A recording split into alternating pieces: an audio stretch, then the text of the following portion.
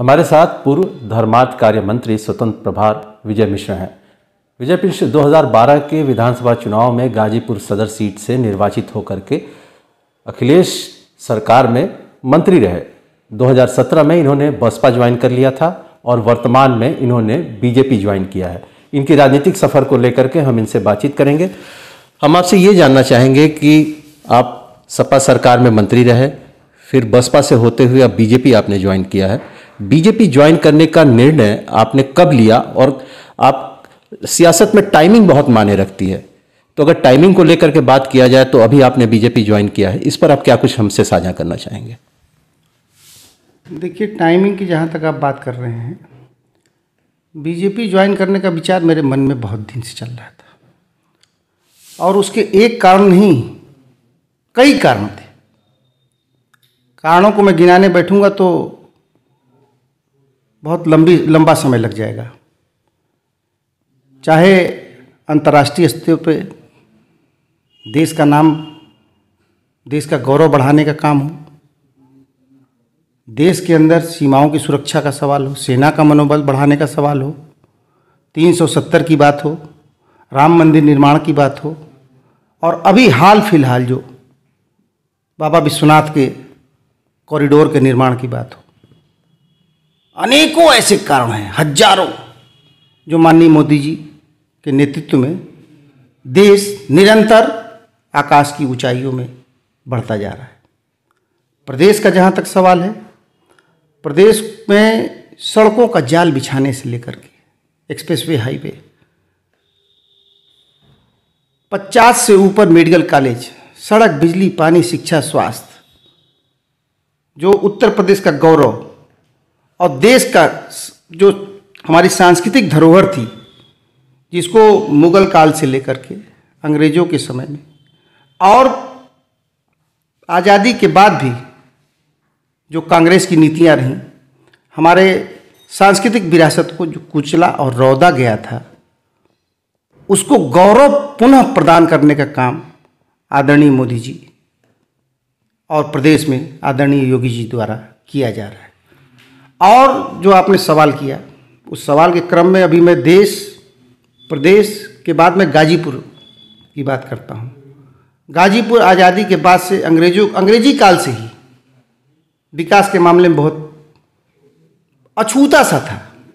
राजनीति में जब मैं आया तो मेरा सपना था गाजीपुर को एक आधुनिक भारत से जोड़ने का काम, जिसमें मैंने अपने स्तर पे सफल भी हुआ अपने कार्यकाल में। सड़क, बिजली, पानी, शिक्षा, स्वास्थ्य, नए स्टेडियम, ऑडिटोरियम, और उन 5 सालों के बाद मैंने जो अगले 5 साल के लिए जो सपना देखा था, मुझे चुनाव लड़ने का अवसर नहीं मिला 2017 में। मैंने अपनी विधानसभा का, गाजीपुर जनपद का चुनावी घोषणा पत्र भी तैयार कराया था। उस घोषणा पत्र में गाजीपुर में मेडिकल कॉलेज और गाजीपुर को देश से और प्रदेश के मुख्यालय से जोड़ने के लिए जो एक्सप्रेसवे का सपना देखा था, हम पद पे नहीं रहते हुए जो मैंने सपना देखा था, मैं कितना सौभाग्यशाली हूँ कि मैं उस पार्टी को ज्वाइन किया हूँ। मैं पद पे न रहते हुए जिसका सपना मैंने देखा था गाजीपुर में, जिन बातों का, उन चीज़ों को वर्तमान प्रदेश सरकार ने और केंद्र सरकार ने पूरा करने का काम किया। आप ये कह रहे हैं कि आपके विजन के बहुत करीब बीजेपी है, इसलिए आपने बीजेपी ज्वाइन किया। अब तक आप, गाजीपुर आपका होम टाउन है, होम कॉन्स्टिट्यूएंसी है, होम टर्फ है, आप आते थे तो सपा के कार्यकर्ता आपका स्वागत करते थे। इस बार बीजेपी के कार्यकर्ताओं ने स्वागत किया है, तो किस तरह का मोमेंटम आप देखते हैं जब एक दल छोड़ करके दूसरे दल में आए और जब आपने गृह जनपद में आए, अपने लोगों के बीच आए, तो एक जो फीलिंग है वो क्या थी? जरा उसको हमारे दर्शकों के लिए शेयर कीजिए। देखिए, एक अकल्पनीय दृश्य मुझे दिखा। पार्टी कार्यकर्ताओं ने जो मेरा वेलकम किया, जो मुझे सम्मान दिया, पार्टी कार्यकर्ताओं के साथ साथ दूसरे दलों के कार्यकर्ताओं ने सड़क पे खुल करके आकर के जो गले लगाने का काम किया, जाति धर्म का बंधन तोड़ करके जो गाजीपुर की जनता ने मुझे प्यार और स्नेह दिया, वह प्यार और स्नेह केवल एक माँ अपने पुत्र को दे सकती है। जो प्यार और आशीर्वाद मिला है, मैं गाजीपुर के बॉर्डर पे जैसे ही प्रवेश किया, वो समय था सुबह का 10 बजने का सिधौना में, अब मुझे अपने घर तक पहुंचने में 13 घंटे लग गए। मतलब मैं आपसे पुनः इस बात को कह रहा हूं कि जाति धर्म का बंधन तोड़ करके जो लोगों ने प्यार दिया है मुझे, मैं आजीवन उनके प्यार को लौटाने के लिए अगर 24 घंटे भी मेहनत करूं तो मैं उनके प्यार को, एक पुत्र अपने माँ का प्यार लौटाने की कल्पना नहीं कर सकता है। हाँ, ये मेरी कोशिश निरंतर रहेगी कि जो वो प्यार के बदले जो मुझसे अपेक्षा चाहते हैं, उस अपेक्षा में ईश्वर मुझे इतनी मजबूती दे कि मैं उनके अपेक्षा को पूरा कर सकूं। अब जब आप बीजेपी में आ गए हैं, उम्मीद की जा रही है कि अगले 2 हफ्तों में चुनाव की तारीखों का ऐलान कर दिया जाएगा, तो लार्जर प्लान ऑफ एक्शन क्या है और विजय मिश्र जी उसमें अपनी क्या भूमिका देख रहे हैं?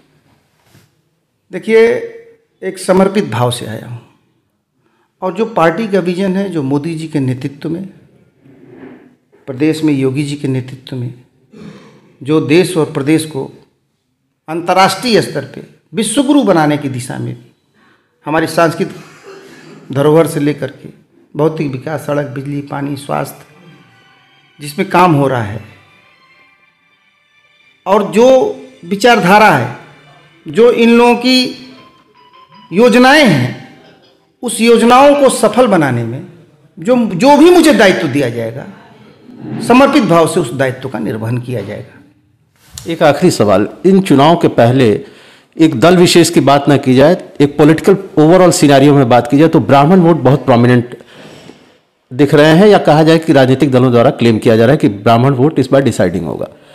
अगर हम आपसे ये जानना चाहें गाजीपुर के सिनेरियो में और पूरे प्रदेश के पॉलिटिकल सिनेरियो को अगर ध्यान में रखें कि आखिर एकाएक से ये ब्राह्मण वोट इतना इंपॉर्टेंट क्यों हो गया, और अन्य दलों की भी बात करें, बीजेपी की भी बात करें तो अलग से कमेटी बनाना, बौद्धिक प्रकोष्ठ बनाना, बौद्धिक सम्मेलन करना, ब्राह्मण सम्मेलन करना, ये एकाएक से जो इवॉल्व हुआ है, इसको आप कैसे देखते हैं राजनीतिक दृष्टि से?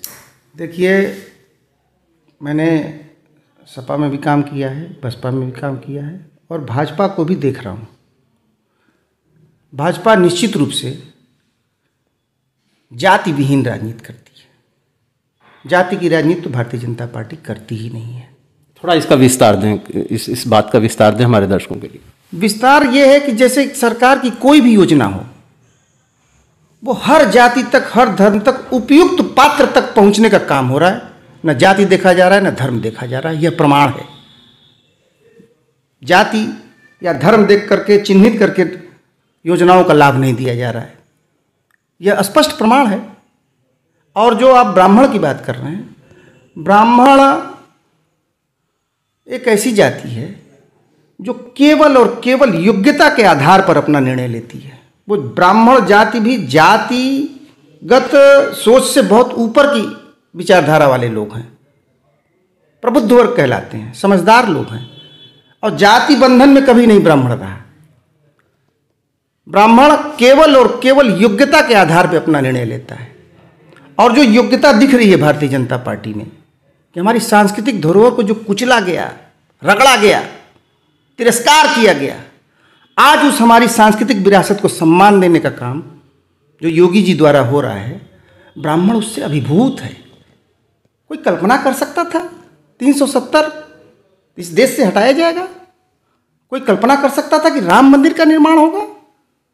वो अद्भुत दृश्य देखिए, माननीय मोदी जी ने जो राम मंदिर निर्माण की जितनी बाधाएं थीं, इससे पहले की सरकारों ने उन बाधाओं में, आप देखिए कोर्ट में कहते थे लोग कि अभी किस तरह की एफिडेविट दी जाती थी कांग्रेस सरकार द्वारा, काल्पनिक तक बताया जाता था हमारे मर्यादा पुरुषोत्तम भगवान श्री राम को।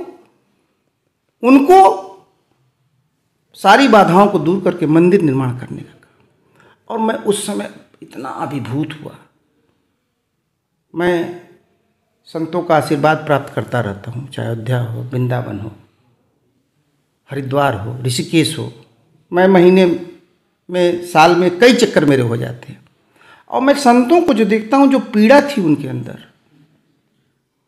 जो आत्म साक्षात्कार प्राप्त संत थे, देवरवा बाबा से लेकर के एक लंबी श्रृंखला, जो सपना देखते थे राम मंदिर निर्माण का, कई इंटरव्यू मैंने देखा है, जो लोग सपना देखते थे कि राम मंदिर का निर्माण हो, और वह पवित्र दृश्य वो लोग देखने की इच्छा में उन सबका शरीर शांत हुआ। हम सब कितने सौभाग्यशाली हैं, और वो क्षण कितना अद्भुत था, कितनी परम पवित्र आत्मा है योगी आदित्यनाथ जी की, कि जिस बात का सपना हमारे ऋषि महर्षि संत देखा करते थे, उस रामलला को वो टेंट से निकाल करके गोद में लेके जाते हुए राम जी का प्रतिमा को स्थापित कर रहे हैं। वह अद्भुत दृश्य बाबा कॉरिडोर का, तो जो ये दिख रहा है हमारी सांस्कृतिक विरासत को गौरव देने का, सम्मान देने का काम,